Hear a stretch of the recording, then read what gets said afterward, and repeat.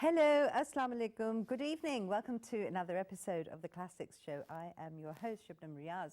As always, this is that special time in the week that I really look forward to, because this is that time, when you can unwind and sort of put that time aside and talk about those things that are, chicken soup for the soul, as I always say in the program. And it's just wonderful to be able to come back to literature, to books, to reading the classics. And it's that part of the special part of the week, for me as well, where I unwind and get to talk about those things that are so important in life. Today, we are going to talk about books that changed my life. And this is the main book that we're going to talk about, Books That Changed My Life. And we have the author of this book and other books as well that he has written. We're very happy to have with us in the studio today Major General Retired Mohammad Tahir, who is presently advisor of the China Desk ComSat's headquarters and the author of 4 books. Thank you very much for joining us. Thank you so much. Thank you so much for inviting me and getting me over. It's a pleasure. Okay, now, this book that we are going to talk about, Books That Changed My Life. If you could, if I could just ask you this question, that is such a fascinating topic. It's such a fascinating idea, the subject, because many times books do change our lives, but we're not conscious of the fact that that has happened. So for you to come up with the subject and then go on and publish a book, tell us how this happened. Actually, this topic is not mine. So I would give the credit to somebody who has given this topic. And it was in 2013 when I was called by one of my friends to give a lecture in the National Book Foundation Book Week. Okay. And the topic was Books That Changed My Life. Okay. And once I went and gave the lecture, then I realized that at that time I had retired from, from the army and also from Fauji Foundation. I was totally free. I thought it was a very good topic. So I started writing. And initially the commitment was just to write and keep myself busy. But once I started writing, and this book, this topic was so much interesting and it was closer to my heart. Because I have read literature and I have done my master's in English literature. So I got more and more committed with this book. And after 3 years, they started calling me again and again. And once I went back to the MD, and they called me and they said, the same topic, you have to read the extract. I said, the book is ready. Okay. So they said that we are going to publish it. Right. So they published it, and they also put the pictures of those people whom I had quoted. It has 104 pictures with quotations and the pictures of the books also. This book has been placed in Library of Congress. It's the biggest library of the world, and also 17 of their other libraries in USA. And because of this book, I was also called to give a lecture in the University of Arkansas 1 year back. And this book, because my nephew, he keeps on giving this book to most of the people whom he knew. He's a doctor there. So the people of Arkansas, they knew me. And then they invited me for dinner, and I was called by the senator of Arkansas, and the governor. He said, I would like to take you to the governor. So I was invited to the state capitol. Wonderful. And there, I was presented the flag of Arkansas and also the seal of the senator. Wonderful. I would just like to, on the back side, I have written some comments about this book. He says that this is one doctor, PhD. He says, I will close with the prediction that this book will become widely known and read throughout the Western and Eastern civilizations in the future, for it deserves a place in that broad category of religious philosophy. This book will always occupy a place of honor with my own library and my own philosophy. I will refer to it many times. And then there is the Chief Justice of Arkansas Supreme Court. He says, what a labor of love for General Tahir. If he ever gets to the States, I would surely like to shake his hand. Oh, wonderful. So I had a meeting with them. It was a really enjoyable trip. So tell me, here we have Pakistan, okay, and then we have the image abroad, and then you have this book. and it's been received so well. What were your feelings, you know, to be able to promote the soft power of Pakistan this way? Yes, you know, in my discussions, because I gave informal lectures, and my lecture was on prospects of peace in South Asia. I explained them the reasons, you know, why there were so much problems. And the two countries I dealt with was Afghanistan and India. Right. And in my informal discussions, I talked about this book. So this was very well received, and because we were talking of the philosophy and literature part, and we got into discussion with the students, and in fact, the whole Pakistani community was also there in the university to listen to my lecture. What were the more interesting questions that you got? One thing which was very interesting, you know, once I said that this book, the whole lesson, I said, that which this book gives from one end to another, that life is nothing but ethical living, lived in perpetual gaze of Almighty God. And a student got up and he said, "Do you believe there is a God?" That was the most fascinating, because I had, you know, one of the books which I have written now is on mysticism and Rumi and all that. That's one that you're working on at the moment. That's why, yes. Right. So I could answer him. I said, you know, in Quran it is written you can find God in three places. One is scriptures, one in nature, and one in your own heart. So, but it was difficult to convince him in that short period. Right. So I said, you have to read, go through it, come to that level in which we can have an intellectual discussion, and then probably it would be more fruitful for us. Right, Yes. right. Okay. Now, tell us about the preface as well for this book, because that's rather unusual, isn't it? You know, in the preface, I have given the complete summary of what this book is. And it says that often when I get up in the morning, there's a lingering shadow in my mind, a doubt, a conflict. How to spend my day, enjoy the little things I want to do, or do something more useful, meaningful, or just see the moments pass away while I gaze in stupor and in bewilderment. I recall the words of Søren Kierkegaard, the father of existentialism, who said, "One sticks one's fingers into the soil to tell by the smell in which land one is. I put my fingers into existence and it smells of nothing." Now this is one of the feelings which I also had, you know. Right. And then he asked why I was not consulted, why I was lured into this word, and as if I was a kidnapper, a dealer in the sword. And then I remembered Rumi, who said, "Now lost at the crosswords, my heart bleeds, wondering which way is home." And then I remembered Iqbal, who said, "I propose to raise a new question. Does man exist? Why should I ask the wise man, whence is my beginning? I am busy with the thought where it will be my end." So many spiritual and deep and, you know, questions there. The idea of being the soul being wandering and lost and looking for something. Everything is connected here. And then you're talking about Rumi as well. So there is that connection. Yes, there is.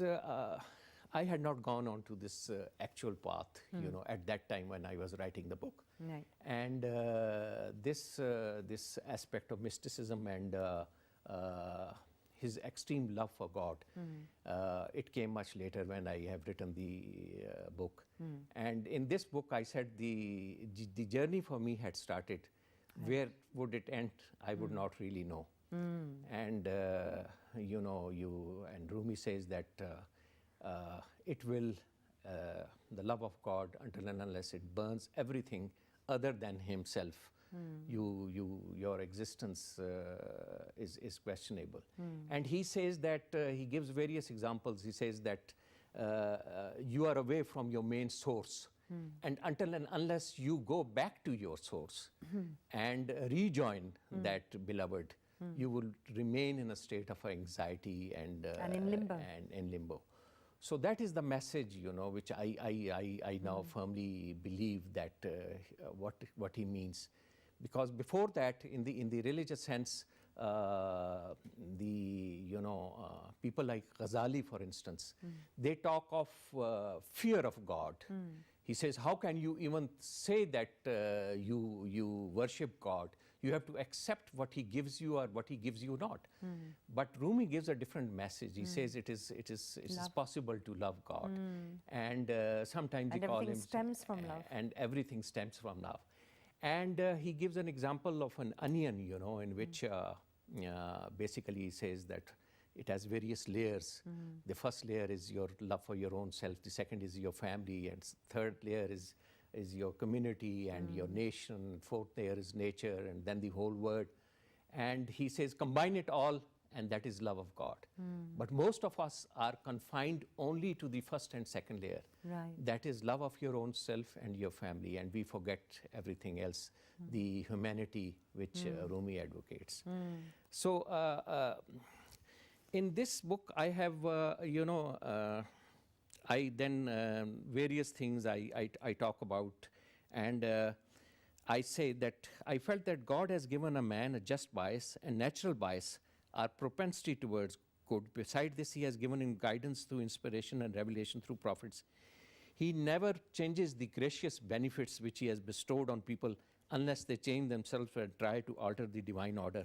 I could now see the logic of Aristotle, that happiness is the virtuous activity of the soul based on reason.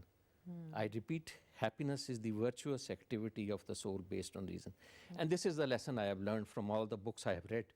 Philosophers, Western and Eastern, writers, poets, statesmen and leaders, that life is nothing but ethical living, lived in perpetual gaze of Almighty God. By learning this lesson, I become the mate and companion of people, all just as immortal as and fathomless as myself. This has changed my life. Right. I can now examine my soul and feel the most varied and interesting assortment of ingredients being dissected and recombined into beautiful and instructive patterns. This is what I have learned, and this is what I call life and life lessons. And I remembered Paracelsus, the Greek statesman, who said, what you leave behind is not what is engraved in stone monuments, but what is woven into the life of others. And that is, he's talking of humanity. Yes, definitely. This is how exactly the world remembers a dead man.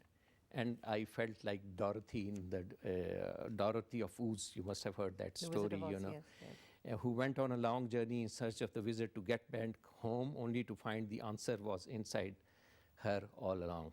And then I remembered Catherine Sharp, who said, sometimes in your life you will go on a journey.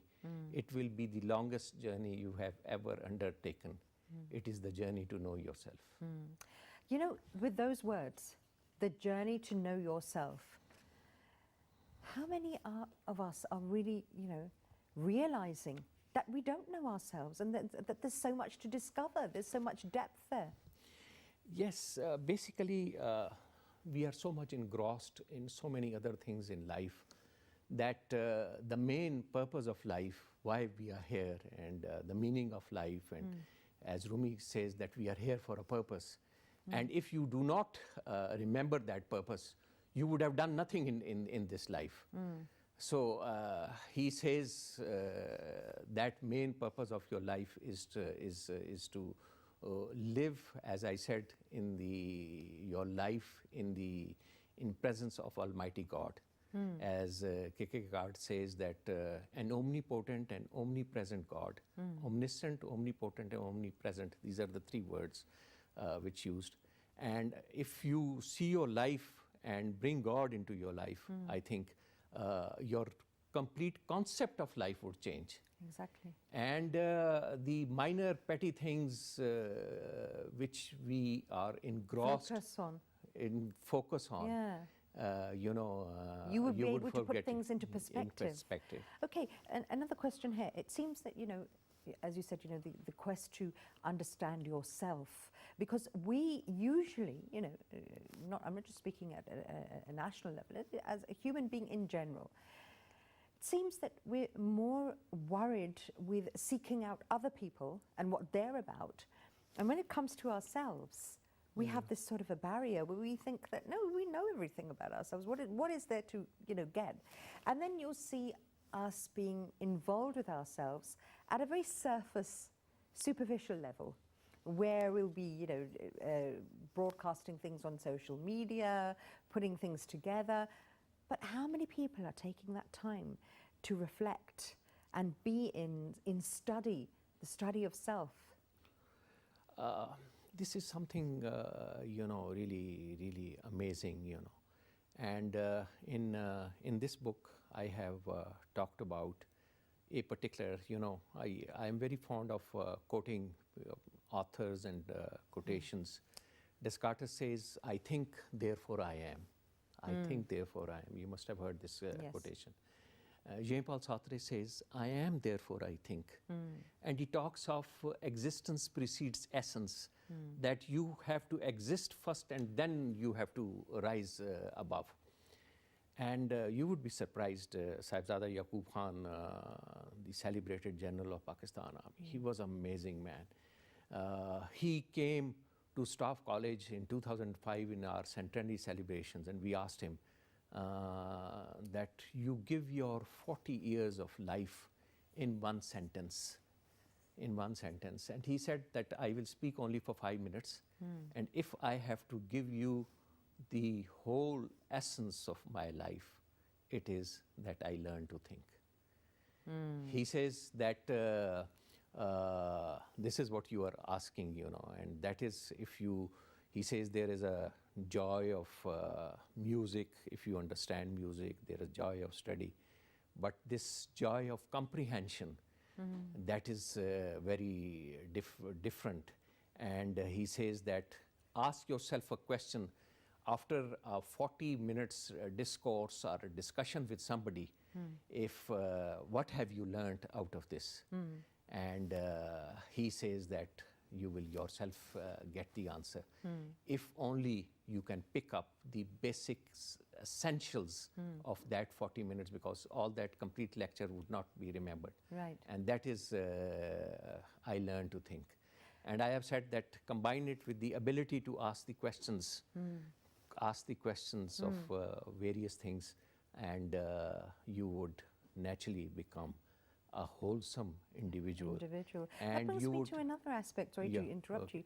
But then if we're going to spend, seems that, we're involved with crowds and people and loneliness or being alone. Yeah. Loneliness doesn't have to mean being alone. It seems to be a constant fear that many people are chasing those shadows away. I don't want to be alone. I don't want to be lonely. But you can be lonely in a crowd. So the being alone actually is when the noise dies down and everything that's going on around you, puts into it calms down, and there you are left with yourself. Is that what we're scared of then when we're talking about loneliness? Jean-Paul Sartre says that if you are alone when you are alone, if you are lonely when you are alone, you are in bad company. Exactly. So this feeling again, I have in one of my books, in this The Rising and the Setting Sun, I have talked of my tryst with eternity, and how did I would feel to be part, for instance, in Noor Mahal, where there was a divisional headquarters. I would often go and sit under a banyan tree where nobody was there, and I would just be sitting and just meditate and think for a while and just see the liquid stillness of the night, and even the arcaria leaves were, they would speak to you in sympathy. And you could see the melody of the birds singing in the dark, and then also you would get sometimes I would sit and view the image of the rising and the setting sun. So if you are alone, and if you can think, and if you can face yourself once you are lonely, I think you can face anybody else in the world. That's an amazing thought. Yeah. And, that is so empowering. We seem to be going after so many things to empower ourselves, whereas the essence is, as you described, okay, where is the thinking man in today's world of action and fast, instant food, instant coffee, instant everything? So where is the thinking man there? I think this word has become too mechanical, and the finer aspects of life, of nature and of human relationships, they are being forgotten.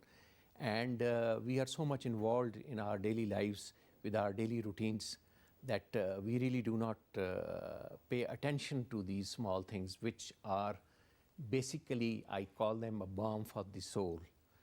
These are, that will provide you succor, that will provide you strength, that will also give you the time to remember what is the life purpose, and also remember your God and feel Him in your own heart. Right. So that is the reason I think the word has become very mechanical, and we are forgetting the finer aspects of life. And that's why we feel incomplete as well. Yes. Do you know that we'll come back to this conversation. Right now we have to go for a break. Do not change the channel.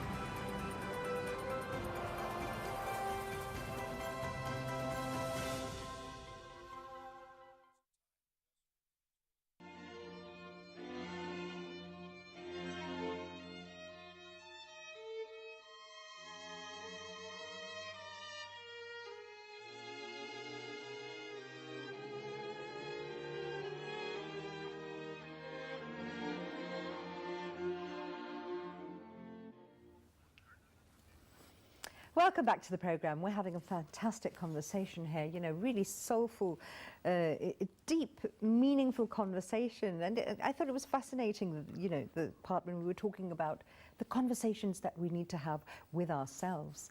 Right, now, moving on, the books that you've mentioned in this publication, if you'd like to briefly mention. You know, I'll just mention that in this book there are extracts of 11 books and 7 speeches, which always, you know, sometimes whenever, you know, you come across a particular situation, you always recall what that particular author or what that speaker has said.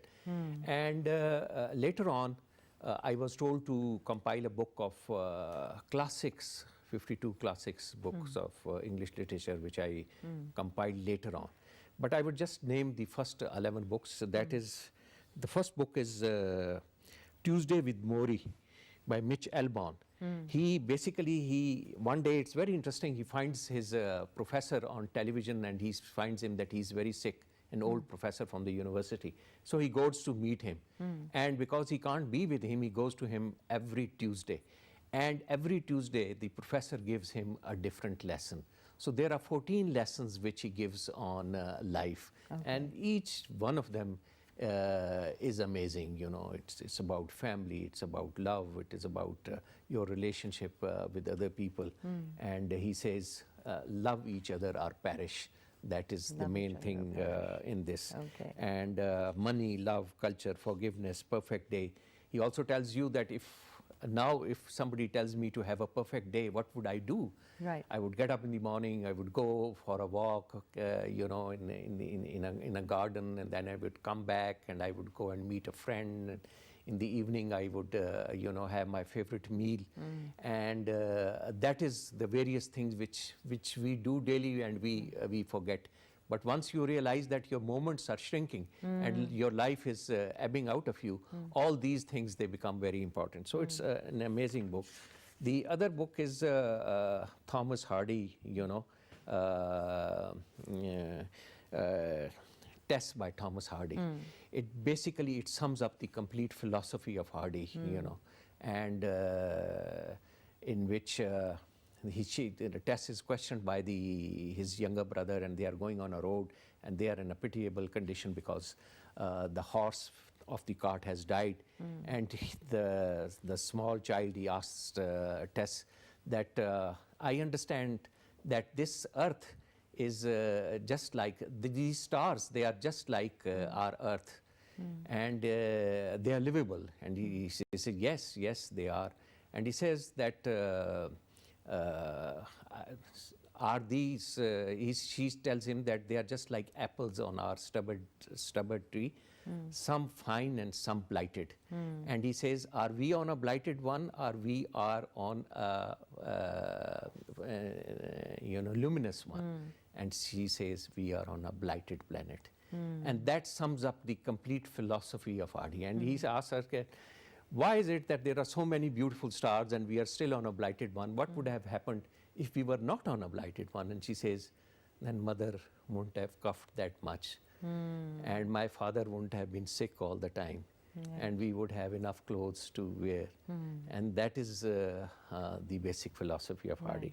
So then this stone for Danny Fisher, by Harold Robbins, it forms the basis of my next book, The Rising and the Setting Sun. Right. Because he writes a letter to his son after he's gone. And it's a very interesting story. He writes a 2-page letter, and because somebody is shooting him and he knows that he's dying. And he writes a 2-page letter to him. So I have written almost 300 pages letter to my son after I am gone. Fantastic. We're going to talk about that as well. Same perspective, you know. Then there are various other books, you know, I'll just name them. Great Expectation, Dickens, Jane Eyre, it's a beautiful love story, which, you know, by Charlotte Bronte, and 12 Steps to Compassionate Light by Karen Armstrong, The Death of Ivan Alevich by Leo Tolstoy. You must have heard about War and Peace, but this book has impressed me because once the man is going, what actually the mockery he goes through, and what is it basically talks about the disinterest of the family and the friends, because they are mostly talking of once he goes, what will happen to me, you know. They are not interested about his pitiable condition. Tell us about the epilogue as well. Okay. Is this book, you know, I have talked about epilogue, in which I have said that our society, a society in tatters, and I am talking of the Pakistani society. In tatters. In tatters. And I have quoted first Ramacharka. He says, man, if he chooses, may excel the beasts in bestiality. He may descend to depths to which the beast would have never thought. The beast, you know, because he is purely on his instincts, but man, because of his intelligence, he can think of things which the beast would have never thought. So man can excel the beast in extality. And then he says, very few animals abuse their desire. It is left for the men to do so. And what you see in our society, what, you know, it's despicable. Exactly. They are worse than, you know, worse than animals, I would say. And then I have quoted another, the sad truth is that most evil is done by people who never make up their mind to be good or evil. Then Joseph Conrad says, the belief in supernatural source of evil is not necessary. Men alone are capable of every wickedness. They say that you don't have to look for the devil. The devil is inside you. Inside you. He's there. He's you there. have to have that conversation and understand again what you know you're talking about in the beginning. So I have talked that you know that this gradually the country has faced one crisis after another, but this cancer in the body politic today runs much deeper. The malaise has gradually crept within our folds, soaked into us, and now sweeps over us. The country, though it owns its foundation to its ideological moorings and claims superiority on that basis, but if you take a dispassionate stock of the situation and the prevalent environment, it would belie our traditional image of ourselves. It presents a dismal picture of a society at war with itself, and the fissures and fissiparous forces are threatening to tear away the last semblance of sanity that is still holding the body fabric together. Again, because thinking is not being implemented. And then I have quoted, all around I see the wilderness of Joseph Conrad enveloping me and the nation within its folds. And he says, I turned to wilderness, and for a moment it seemed to me as if I was buried in a vast grave of full unspeakable secrets, an intolerable weight oppressing my breast. And then he talks of you know, all this darkness which surrounds him. And Joseph Conrad, The Heart of Darkness, again one of the books which I have mentioned, because it really fascinates me, you know. And then I have talked about the fundamentals. You know, we have the Muslim, you know, we have Quran, which forms the basis of all our actions. And then I have said that Professor Qayyum says in Islam, 4 categories of men and women are excommunicated. Those who lie, those who bear false witness, those who break a trust imposed on them, and those who commit adultery. And if you look at our national scene, it is enough to tell a casual onlooker how widely we lie, bear false witness, and break the sacred trust which is imposed on us, whether by the individual, society, state, or religion. From a petty tradesman in the bazaar to the man in the highest offices in the state, we lie to gain some favor as often we lie for the fear of reprisals. To flatter is to lie, and we flatter for our temporal superiors for petty gains.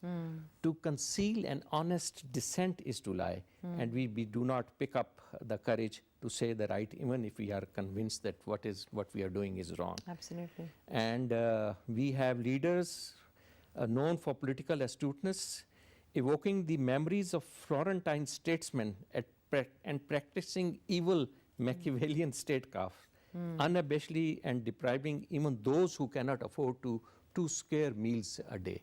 That's this is a very, very touching and pathetic scenes in which I have talked and about. You've been able to, you know, identify the exact ailments that there are, and you know, these are the things that need to be addressed. You know, as we're sort of like short on time as well, I'd like now for us to move towards this book of yours, and this one is called The Rising and the Setting Sun, and it is a father's letter to his son, as you mentioned before. Now, part of this book, because I've read it before, I was, you know, you gave me the book and I was able to read it. And I found this really, this is something you don't think about. It's one of those facts that we know, but we live in denial of them because each one of us knows that we're going to die. But do we deal with this, you know, and do we have a conversation with ourselves or with our loved ones about it? And I thought this was, you know, really, really something that was powerful. And you say, you know, you start with, you come to my grave. You come to my grave holding the hand of your son, fingers pointing to the stone where my name is written. The child looks at you in bewilderment, his eyes wide open, staring in disbelief, trying to figure me out. He puts his little hands on your face and then on the white stones and tries to fathom who I am. Who is this person you call father? And why do the tears roll down from your eyes when you softly whisper my name, little knowing the indomitable bond existing between you and me? He doesn't know that you cannot forget me because I will always be here in the beat of your heart and the whisper in your ears. I am only a memory, an image in your mind, in his eyes, only a grey and white monument of stones. And you know, that is so something where you immediately you'll be able to place yourself, anyone, irrespective of who they are. And then you follow with, I know the moment you stepped in when I heard your footsteps. I knew you were coming to me. I know your footsteps, your walk, your gait. It all sounds so familiar.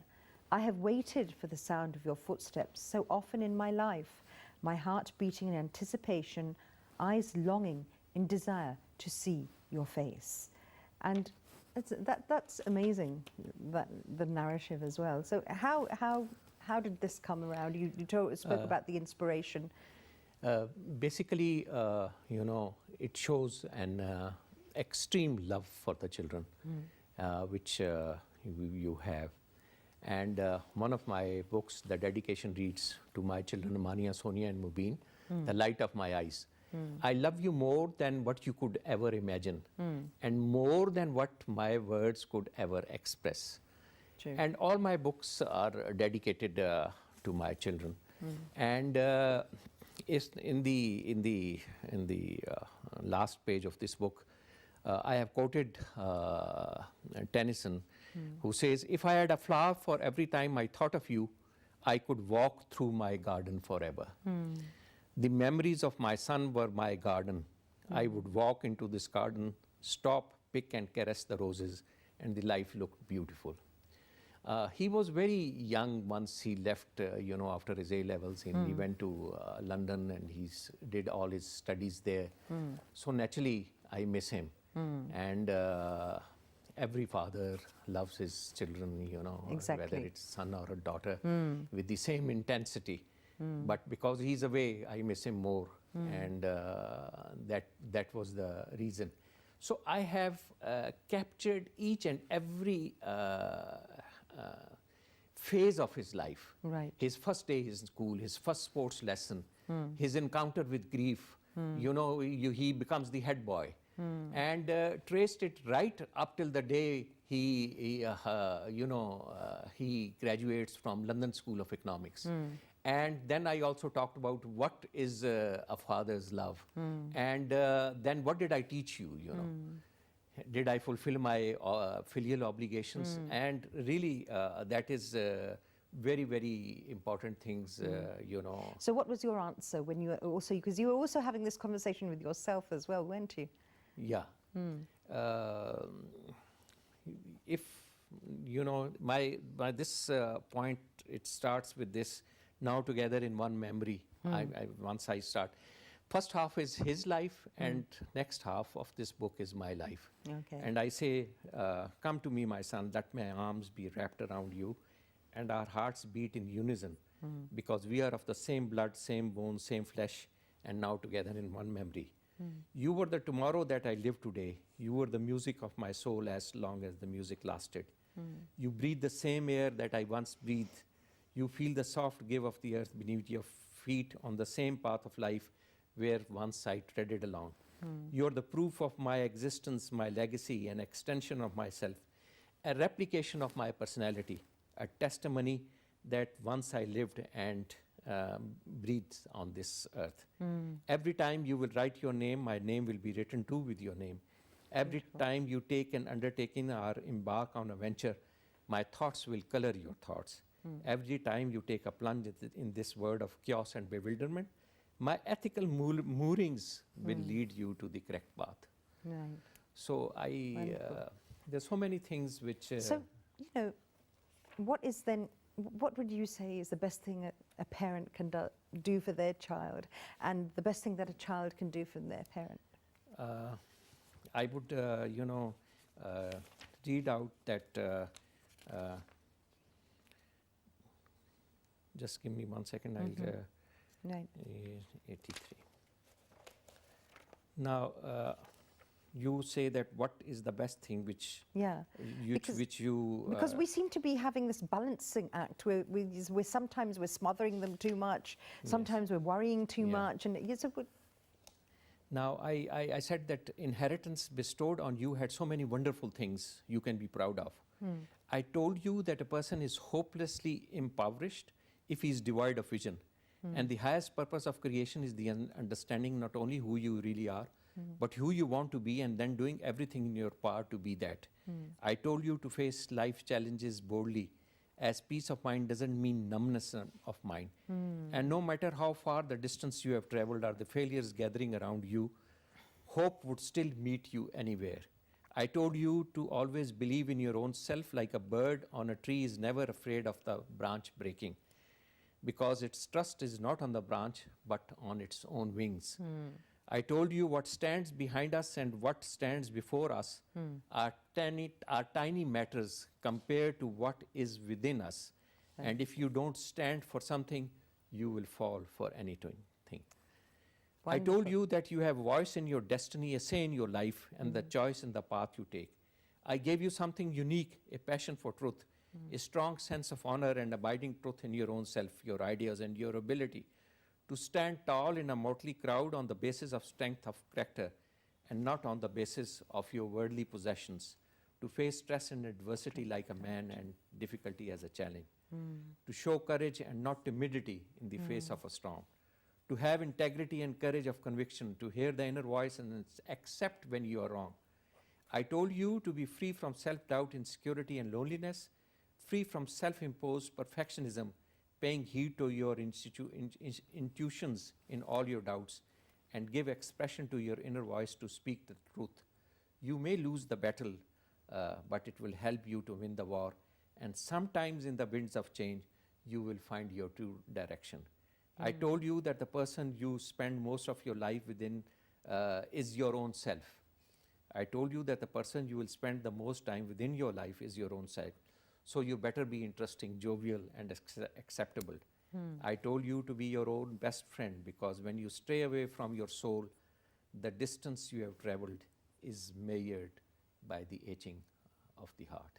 That's fantastic. That's a wonderful answer to what I actually asked you, and it's fascinating. And The way you've been able to this pinpoint is it. not all. Actually, I read, because there is no time, to read this. It's a complete chapter of what I told him. What you do. And I have also, in the end, it's a very. You must have seen a movie by the name of Gladiator. Yes, yes. And Gladiator, there's Marcus Aurelius, the Caesar.